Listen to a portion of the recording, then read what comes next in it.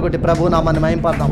ఎందుకో తెలుసా, పేతురు గనుక ఆ రోజు అక్కడ చంపబడకపోతే 12 సింహాసనములలో ఒక సింహాసనం ఆయనకి ఇయ్యబడేది కాదు. వీరు హతసాక్షులు అయితేనే ఆ సింహాసనం మీద కూర్చుంటారు.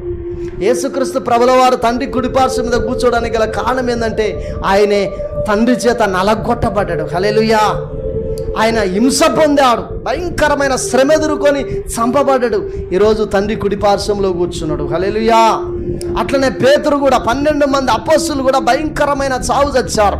ఒక యోహాను మాత్రమే భయంకరంగా చావలే. ఎందుకంటే ఆయనను అంతకు ముందుకు 2 సార్లు చంపినా కానీ అతని దేవుడు బ్రతికించి ప్రకటన గ్రంథము రాయించాడు. కాబట్టి తర్వాత 3వసారి ఆయనే సాధారణంగా చనిపోయాడు. పేతురు తలకిందులుగా సిలువ వేయబడి చంపబడ్డాడు. హల్లెలూయా.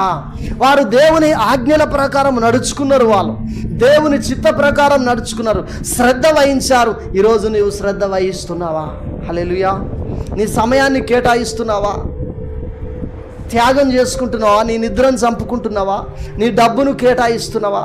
నువ్వు ఏం చేస్తున్నావు? ఆయన నీ కొరకు ఎంతో త్యాగం చేశాడు. నువ్వేం త్యాగం చేస్తున్నావు దేవుని కొరకు? హల్లెలూయా. నువ్వు ఎట్లా జీవిస్తున్నావో నీ పిల్లలు పరీక్షిస్తున్నారు. జాగ్రత్త. హల్లెలూయా.